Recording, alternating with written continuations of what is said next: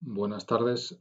Como os comentaba ayer por email, hay que continuar con la materia del curso y hoy comenzamos con la lección 4, en la cual vamos a estudiar el comportamiento en fractura de materiales. Los contenidos de esta lección son una introducción al fenómeno de la fractura, el estado tensional en el frente de un defecto, qué es lo que ocurre cuando tenemos un defecto en el material.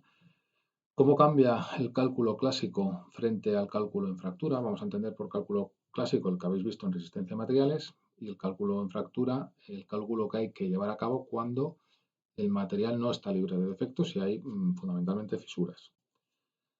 Veremos la fractura desde un punto de vista atómico y los dos criterios de fractura que podemos utilizar para establecer esa condición de fractura en el material, los dos criterios que nos da la mecánica de la fractura elástico-lineal. Veremos después la caracterización de la tenacidad a fractura, que es la propiedad del material que nos dice cuánto resiste ese material en presencia de fisuras, los factores que influyen en esa tenacidad a fractura y daremos un pequeño paso para introducir la plasticidad en la fractura, es decir, un primer paso hacia la mecánica de la fractura elastoplástica, en la cual no vamos a entrar en demasiados detalles. Veremos finalmente también micromecanismos de fractura y una herramienta que nos permite determinar las condiciones de fractura independientemente del grado de plasticidad que se esté produciendo en ese proceso de fractura, que son los diagramas de fallo. Y estos diagramas de fallo cubren desde la mecánica de fractura elástico-lineal hasta el colapso plástico, pasando por la mecánica de la fractura elastoplástica. A pesar de que, digamos, aquí en los fundamentos teóricos solo veremos los de la mecánica de la fractura elástico-lineal. Bueno, ¿por qué es importante la mecánica de la fractura? Bueno, una cosa, por una cuestión bastante obvia, las cosas se rompen, a todos se os rompen, se os han roto cosas, ¿verdad? De manera muchas veces inesperada. Y esto, en principio, como dice ahí, nadie desea que eso suceda, que las cosas se rompan. Por lo menos deberíamos ser capaces de predecir cuándo algo se va a romper. Se estima que en los costes asociados a la rotura de componentes estructurales por procesos de fractura, incluyen también procesos de corrosión, etcétera, es de varios puntos porcentuales del PIB. No me interesa ni que tengáis ese dato para Estados Unidos, ni que es un 4%. Me interesa que sepáis que en economías desarrolladas el fallo, el coste de los fallos estructurales son varios puntos porcentuales del Producto Interior Bruto. Pensad en costes de reparación, de sustitución de equipos, paradas de producción, seguros, indemnizaciones, etcétera. Nuestro conocimiento relativo a los procesos de fractura pues es relativamente reciente. Sobre todo se produce a partir de la Segunda Guerra Mundial, a partir de problemas tecnológicos pues, que en ese momento son muy importantes. Y particularmente, como dice ahí, a partir de mediados de los años 70, cuando se desarrolla la mecánica de la fractura elastoplástica y se puede aplicar en una gran cantidad de ámbitos de la ingeniería. Una pregunta que nos hacen ahí es ¿por qué se rompen las estructuras y componentes? Bueno, pues ahí os pone dos opciones. Bien, por una negligencia durante el diseño, la construcción o las condiciones de operación, es decir, se diseña mal, no se dimensiona correctamente, por ejemplo, o se utiliza un material que no debería haberse utilizado. Errores en la construcción, no se construye de acuerdo a lo que se había diseñado, o las condiciones de operación, es decir, que no se utilice la estructura de la forma en la que se tenía prevista. Es más, muchas veces los fallos se producen por una combinación de todas ellas. En otras ocasiones, los fallos estructurales se producen por la aplicación de un nuevo diseño, es decir, un nuevo paradigma en el diseño, una nueva tipología estructural, un nuevo tipo de material, en la cual el estado de conocimiento actual no es capaz de prever un tipo de fallo, el tipo de fallo que se va a producir en el futuro. Esto hay Hay casos también a lo largo de la historia que demuestran este tipo de situaciones. Por ejemplo, podéis consultar en Google el problema de los aviones Comet, cuando se pasa de los aviones que utilizaban hélices a los aviones turbopropulsados. Se utiliza el diseño de los aviones antiguos, los de hélices, para los aviones con motores de reacción y sin embargo se termina viendo que esos diseños, pues de acuerdo a los criterios de diseño antiguos, el diseño de los aviones Comet pues es defectuoso y esos aviones terminan eh, pues teniendo accidentes muy, muy serios. Nos dice ahí también que el estado de conocimiento presente puede afrontar con solvencia la situación A. Es decir, si nosotros utilizamos las técnicas hasta ahora conocidas, diseñamos de acuerdo a la normativa, construimos bien y utilizamos bien la estructura, pues difícilmente se va a producir un fallo. Y el estado de conocimiento actual también puede ayudar frente a la situación B, pero no es capaz de predecir todo lo que puede ocurrir ante cambios, digamos, de diseño y de paradigmas de diseño y de uso de materiales. Bueno, perspectiva histórica con respecto a la mecánica de la fractura. Todo lo que estamos contando ahora de mecánica de la fractura se va a referir a estructuras con fisuras y sometidas a cargas de tracción. Por supuesto que hay estructuras que sometidas a cargas de compresión también tienen fallos estructurales, pero no son no es lo que vamos a estudiar en esta lección. En esta lección estudiamos, insisto, materiales que trabajan a tracción y tienen fisuras. Claro, la perspectiva histórica, si nos remontamos a las estructuras que había hace pues miles de años, se utilizaban sobre todo materiales pétreos, también la madera, pero sobre todo materiales pétreos. El asunto, el problema principal de estos materiales pétreos es que son materiales que resisten bien las compresiones, pero no resisten tan bien las tracciones. Por lo tanto, lo que se hacía era utilizar diseños estructurales en los cuales los distintos elementos de la estructura trabajaban todos a compresión. Os dice búsqueda de estados compresivos, búsqueda de la antifunicularidad. Ahí tienes un pequeño puente de piedra en el que por geometría y por su propio peso todos los elementos están comprimidos unos contra otros. No hay elementos trabajando a tracción. Sin embargo, sobre todo con la revolución industrial y el desarrollo de maquinaria con elementos metálicos, de puentes también metálicos, primero de fundición, después de acero, pues, y también con el desarrollo de la industria ferroviaria, pues empiezan a producirse fallos estructurales en esos elementos metálicos. Si vamos a las causas de esos fallos estructurales, veremos que la mayoría de ellos tienen que ver con la existencia de fisuras y situaciones en las cuales los materiales no podían sostener esa combinación de esfuerzos externos, tensiones en el material y defectos en el material. Bueno, aquí tenéis los Liberty Ships. Esto es el problema tecnológico que dio lugar al desarrollo de la mecánica de la fractura elástico-lineal. El desarrollo del estudio de los componentes con fisuras. Había habido anteriormente estudios y desarrollos muy iniciales de la mecánica de la fractura. Está English, está Griffith, los iremos viendo a lo largo de la lección, pero es este problema tecnológico el que hace que se desarrolle la mecánica de la fractura como la conocemos hoy en día. Y veis que es algo relativamente reciente, menos de 80 años, cuando empiezan a desarrollarse las primeras herramientas al respecto.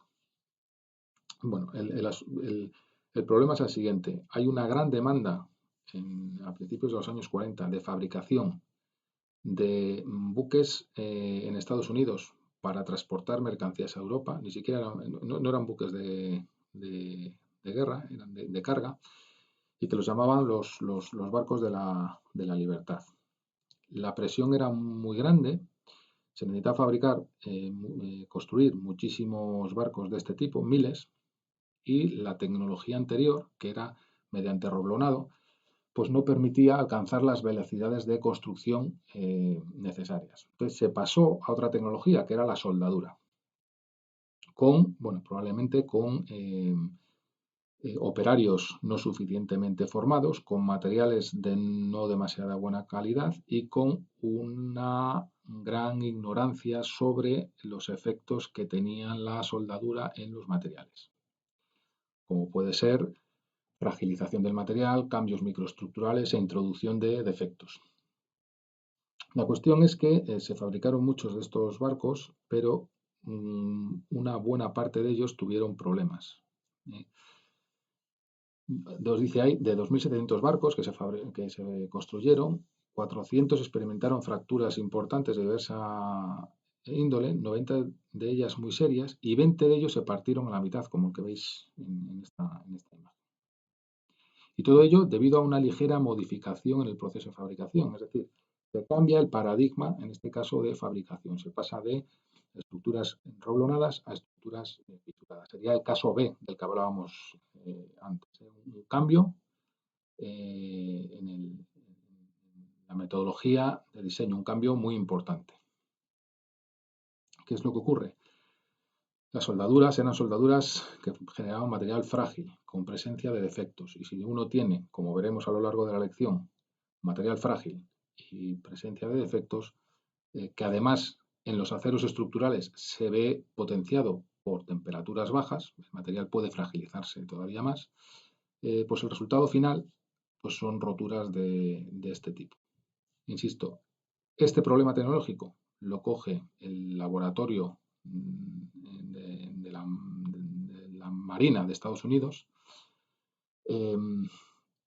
dirigido por Irwin, y a partir de ahí comienzan el desarrollo de la mecánica de la fractura tal como la conocemos hoy. Ha habido más casos. Esta es una imagen que no sé, por internet es muy fácil de localizar. Es el vuelo de un Boeing 737 de Aloha Airlines en el año 88, en el cual se produjo un desprendimiento de parte del fuselaje, como veis ahí, en pleno vuelo. Hubo una víctima, que fue una de las azafatas, que no estaba atada con el cinturón y salió por succión. Y esto ocurrió a 10.000 metros de altura. Claro, ¿cuándo se produce? Pues cuando podéis pensar en el avión como una tubería presurizada. Dentro hay más presión que fuera, entonces es una tubería presurizada. Cada vuelo, desde el punto de vista del fuselaje, cada vuelo es un ciclo de carga. Ya veremos que esto tiene importancia, en la lección 5 veremos que esto tiene importancia porque puede que eso es un proceso de fatiga y termina haciendo que aparezcan fisuras y que éstas crezcan con el tiempo. Bueno, pues este avión desarrolló fisuras vuelo tras vuelo, empezaron a aparecer fisuras, esas fisuras fueron creciendo y alcanzaron la condición crítica de rotura en este vuelo en concreto. Bueno, pues la mecánica de la fractura y el estudio de la fatiga de materiales, que veremos en la lección 5, nos va a permitir tener conocimientos suficientes como para poder evitar este tipo de situaciones. Como dice, la causa pues, fue un proceso de fatiga que condujo a la fractura final. Como os digo, fatiga, lección 5. Todavía no tenéis por qué saber qué es un proceso de fatiga en un material. Ya más cercano en el tiempo, el accidente del Prestige en el año 2002, algunos os acordaréis, hubo un gran vertido de petróleo en el Atlántico, por Galicia, que se expandió, pues básicamente pues por toda la costa cantábrica y la costa francesa. Las causas, de nuevo, nos dice aquí la acumulación del daño debido a fatiga térmica y mecánica. Vuelve a aparecer la palabra fatiga. Pensad que la fatiga genera fisuras y esa fisura termina alcanzando un tamaño crítico y provocando la fractura del barco. Otro caso muy famoso es el accidente del Challenger en el año 86, en el cual murieron los siete tripulantes y supuso la paralización durante un buen tiempo del programa espacial de Estados Unidos. Bueno, estos son estructuras también dimensionadas de forma muy ajustada, y en este caso tenían unos anillos, los anillos O, asociados a la zona del tanque de combustible, que a bajas temperaturas fragilizaron. Bueno, pues el sistema del tanque de combustible y demás, pues tuvo una fuga del propio combustible que al final provocó el accidente. Bueno, entonces, ¿cuál es la idea clave de la mecánica de la fractura? Visto pues este tipo de fallos que acabamos de ver, pero visto también sabiendo que existen fallos en el día a día no tan espectaculares, pero que, bueno, pues tienen sus consecuencias en el funcionamiento de estructuras, de complejos industriales o de cualquier utensilio que podamos tener nosotros a título individual. Bueno, pues la idea clave de la mecánica de la fractura es que la rotura de los materiales vamos a pensar en componentes estructurales, está asociada a la presencia de defectos que tienen en el fondo de los mismos un estado tensional local. Se produce cuando el binomio defecto más estado tensional local alcanza una condición crítica que depende del material. Esto, con esta figura, lo vamos a ver un poco más claro. Vamos a suponer que tenemos este componente estructural, un tirante sometido a tracción con un defecto aquí tipo fisura. Bueno, pues si nosotros mantenemos esta carga externa, lo que va a ocurrir es que en el fondo del defecto se concentran tensiones, como veis aquí. Es decir, si tenemos un defecto tipo fisura que ocupa una determinada parte de la sección resistente del componente, en esta zona de material que queda sin fisurar, las tensiones que generan estas cargas exteriores no se redistribuyen de forma homogénea, sino que en el fondo del defecto hay un pico de tensiones. Luego lo veremos con más detalle. Y que este componente rompa o no depende únicamente de lo que está ocurriendo aquí, en el fondo del defecto. No nos importa lo que ocurre aquí, ni aquí, ni aquí, ni en la sección resistente lejos del defecto, sino que hay que ir al fondo del defecto y el estado tensional que se está produciendo en el mismo. Ese defecto puede ser un defecto de fabricación, puede ser producido por un proceso de fisuración o daño que se haya producido en el funcionamiento del componente estructural.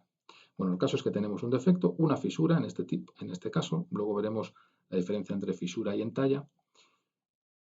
Existe una fisura que hace que las tensiones se concentren en el fondo. Entonces, el material en estas situaciones tiene una determinada resistencia, que es lo que llamamos tenacidad a fractura, la resistencia del material en presencia de defectos.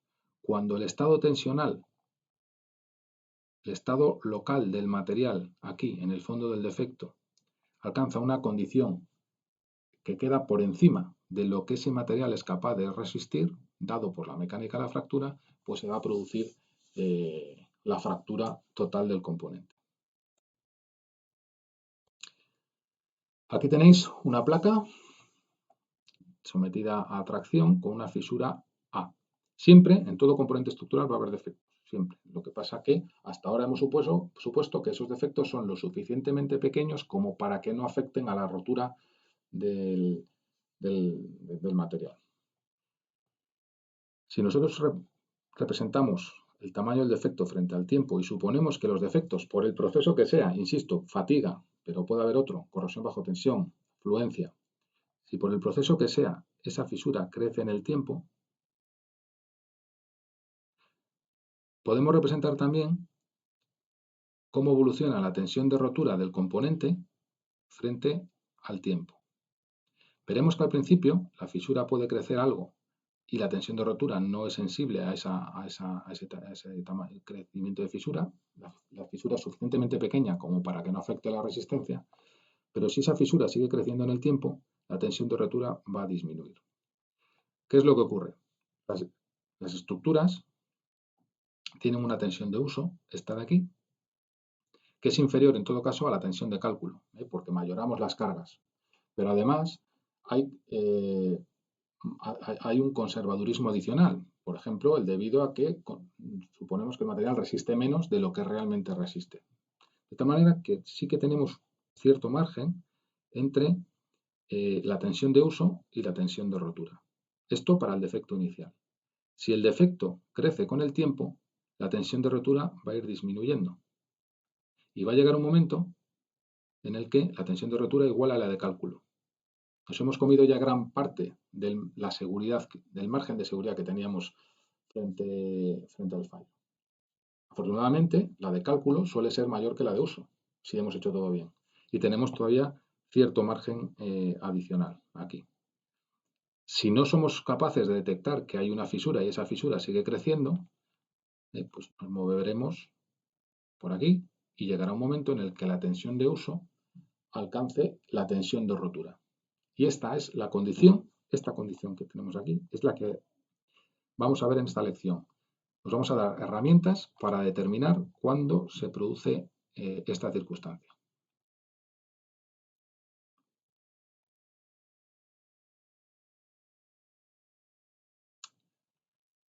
Esta es una visión general de la mecánica de la fractura para que entendáis qué es lo que vamos a ver en esta lección, que no deja de ser una lección de la asignatura Comportamiento Mecánico de Materiales de segundo curso de Ingeniería Civil, y que por lo tanto hay que proporcionar los conocimientos para evaluar situaciones de fractura, pero estamos en segundo curso y por lo tanto tampoco podemos ir a herramientas demasiado avanzadas. Bueno, primero hay que distinguir entre comportamiento independiente del tiempo, como cuando veíamos elasticidad y plasticidad, y comportamiento dependiente del tiempo, comportamiento viscoso, lo que veíamos en la lección 3 dedicada a la fluencia. Entonces, si nos olvidamos del tiempo, si estamos trabajando a temperaturas relativamente bajas, tenemos mecánica de la fractura elástico-lineal, cuando la plasticidad es despreciable, y mecánica de la fractura elastoplástica, cuando hay que tener en cuenta la plasticidad en el material. Vamos a ver teoría relativa a la mecánica de la fractura elástico-lineal y muy poquita con respecto a la mecánica de la fractura elastoplástica. Aún así, os daremos una herramienta, los diagramas de fallo, que permiten evaluar ambas situaciones.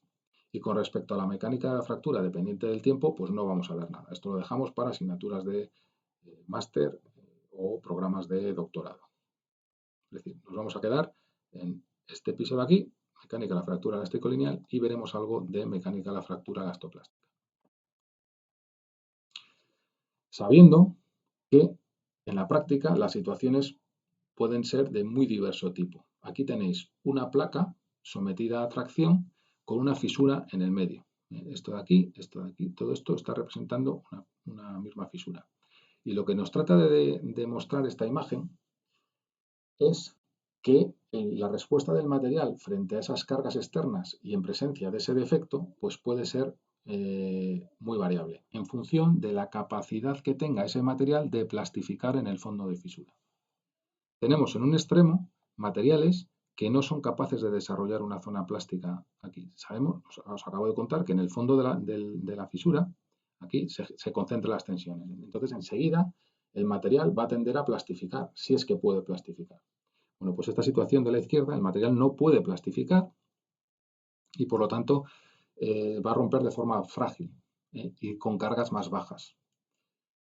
Son los materiales frágiles, pensad por ejemplo en los materiales cerámicos, no son capaces de desarrollar zonas plásticas en el fondo del defecto y enseguida van a romper en presencia de una fisura. Estos materiales los podemos analizar con la mecánica de la fractura elástico-lineal. El siguiente paso sería de aquellos materiales que sí desarrollan zona plástica. Esto no hace más que estas manchitas de aquí, de los extremos, es el material que está plastificado. Bueno, si el material plastifica, es capaz de asimilar algo más de carga externa, es capaz de resistir algo más. Pero cuando este tamaño de la zona plástica es despreciable frente al resto de dimensiones del problema, frente al tamaño de la fisura, frente al ligamento remanente que queda aquí, cuando eso es despreciable, vamos a poder seguir utilizando la mecánica de la fractura elástico-lineal, las mismas ecuaciones de análisis. ¿De acuerdo? Llega un momento en que los materiales, en que hay materiales que son capaces de desarrollar bastante deformación plástica en el fondo de fisura y por lo tanto van a ser también capaces de resistir más cargas externas, son materiales más tenaces. En esos casos, la zona plástica puede tener esta forma, incluso esta, ocupando todo el ligamento remanente, pero ya ese tamaño no es despreciable frente al resto de dimensiones del problema, es del mismo orden de magnitud que el tamaño de la fisura, que el ligamento remanente, que el espesor de la pieza, etc. Ahí ya no se puede utilizar la mecánica de la fractura elástico-lineal, tendríamos que ir a la mecánica de la fractura elastoplástica. Y en el otro extremo están materiales tremendamente dúctiles, capaces de deformarse plásticamente mucho, y que en el momento de la rotura pues está todo el material plastificado. Y esto, tanto esta situación, como esta en la que está plastificado toda la sección resistente, pues se estudiarían a través de lo que se denominaría el colapso plástico. Veis que hay ciertas zonas de interacción, mecánica de la fractura elástico-lineal, mecánica de la fractura elastoplástica o mecánica de la fractura elastoplástica, colapso plástico. El comportamiento de fractura cubriría todo lo que veis, las 5 situaciones. Lo que pasa es que, en función del comportamiento, de la respuesta del material frente a esas cargas externas en presencia de la fisura, pues tendremos que ir a herramientas de la mecánica de la fractura elástico-lineal, herramientas de la mecánica de la fractura elastoplástica o hacer un análisis de colapso plástico. Bueno, vista la introducción, dejamos esta sesión aquí y continuamos más adelante. Un saludo.